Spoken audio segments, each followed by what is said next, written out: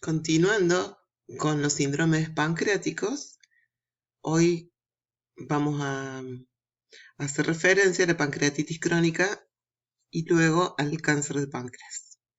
Vamos a comenzar por definiendo la pancreatitis crónica. Es una enfermedad inflamatoria del páncreas crónica que lleva a la fibrosis parenquimatosa y a la pérdida del tejido funcional, que finalmente conducen a una insuficiencia pancreática tanto exócrina como endocrina.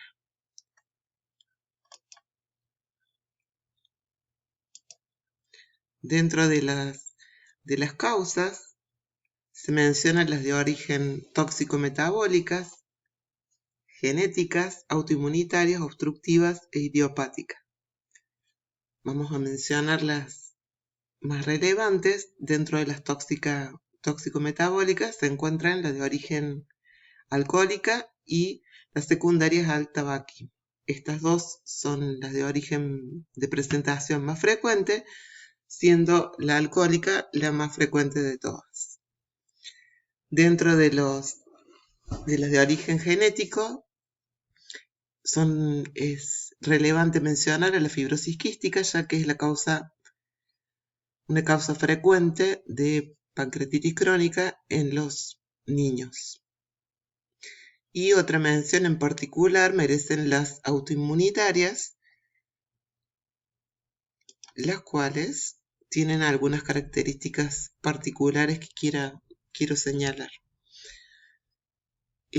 Anteriormente se las consideraba como patologías de origen primario. Actualmente se acepta que acompañan a otros trastornos autoinmunitarios.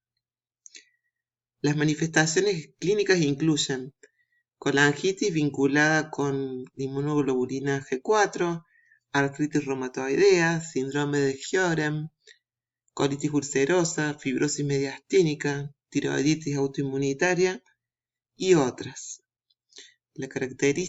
Caracteriza a este grupo de enfermedades sus síntomas poco intensos, por lo común. La manifestación más frecuente es el dolor abdominal, pero sin ataques de pancreatitis aguda, recidivante sería. 2/3 de los pacientes presentan además ictericia obstructiva o el hallazgo de una masa de la cabeza de páncreas que tiene una apariencia compatible con el carcinoma, por lo tanto debemos hacer el diagnóstico diferencial.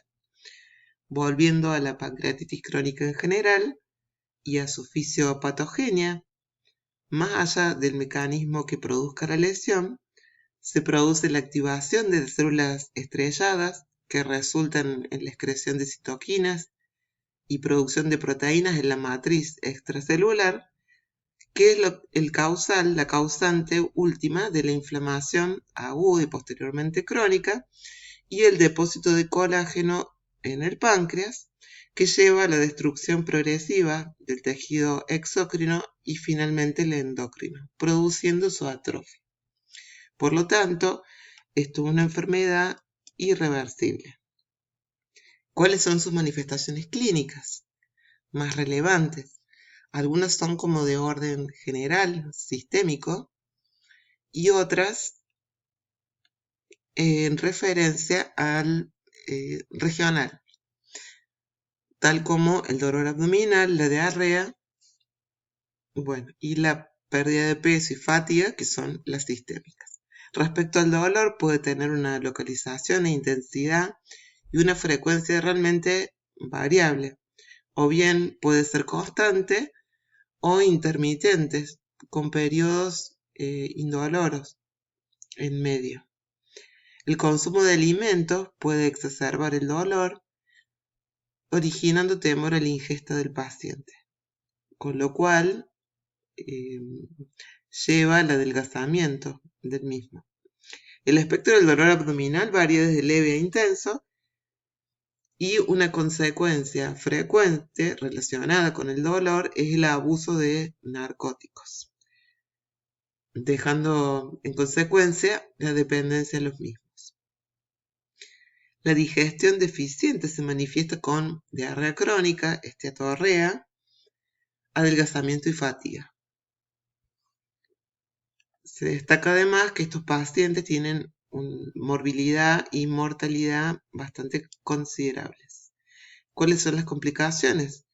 Bueno, el dolor abdominal crónico, muchas veces acompañado de ictericia, la adicción a los narcóticos, la diabetes mellitus o el trastorno de tolerancia a la glucosa, la gastroparesia, el déficit tanto de la absorción como la digestión, la retinopatía, que puede ser secundaria además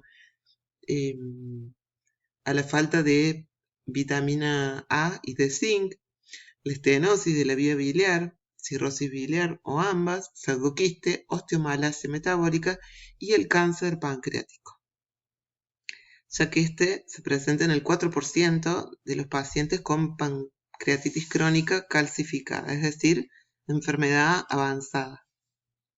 El diagnóstico se realiza según la clínica. Es importante obtener en la anamnesis los datos sobre los hábitos tóxicos. En este caso es relevante el consumo de alcohol, consumo crónico de alcohol y el tabaco. También el antecedente de enfermedad litiásica vesicular previa. En el examen físico destacan el dolor con las características ya mencionadas y signos carenciales ligados a la pérdida de peso.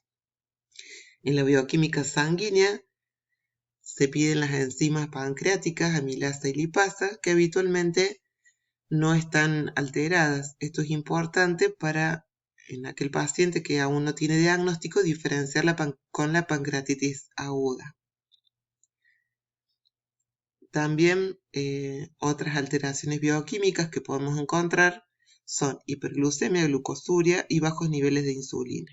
En la materia fecal destaca la estatorrea con sus características y los indicadores de malabsorción con la prueba de Van de Kammer. Otras pruebas funcionales son la prueba de secretina y la prueba de lactasa fecal. También aparecerán alteraciones de la función hepática en el paciente alcohólico. Dentro de los métodos de diagnóstico por imágenes que son útiles, vamos a mencionar a la radiología directa de abdomen, que lo que muestra son calcificaciones difusas que no están siempre, ya que aparecen en la enfermedad avanzada, pero cuando se presentan se consideran patognomónicas de la pancreatitis crónica.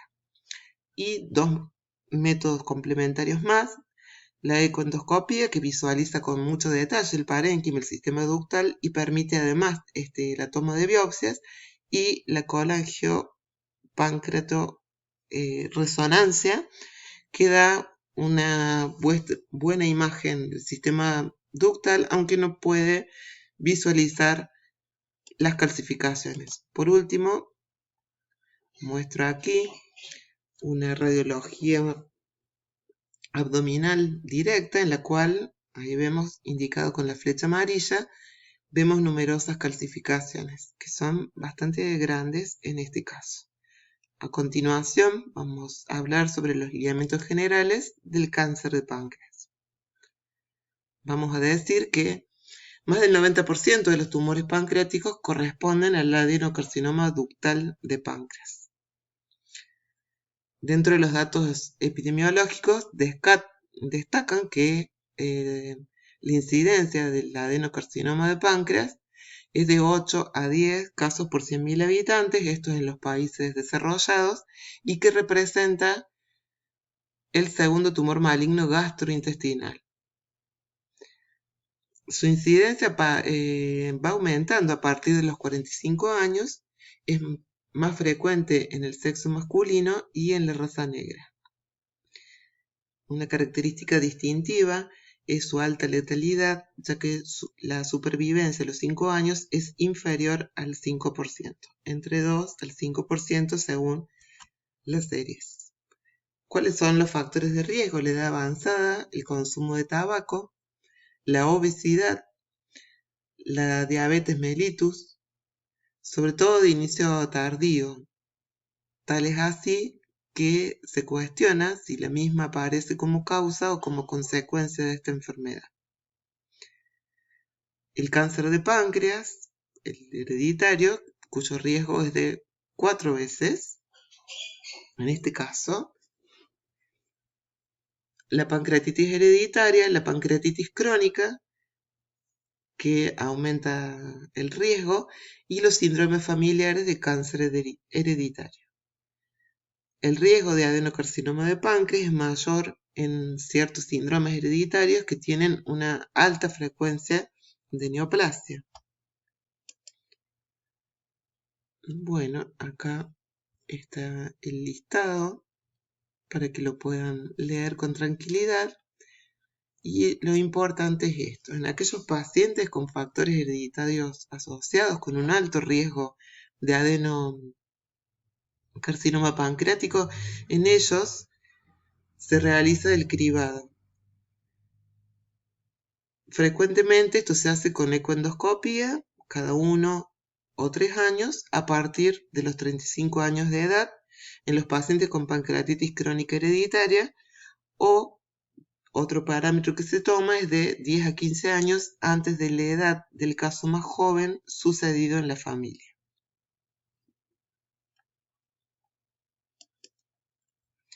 Las manifestaciones clínicas en general son tardías. Son síntomas condicionados principalmente por la localización y extensión del tumor. La mayoría, alrededor del 60%, se encuentran localizados en la cabeza del páncreas. En este caso, la manifestación es la colestasis obstructiva por obstrucción del colédoco.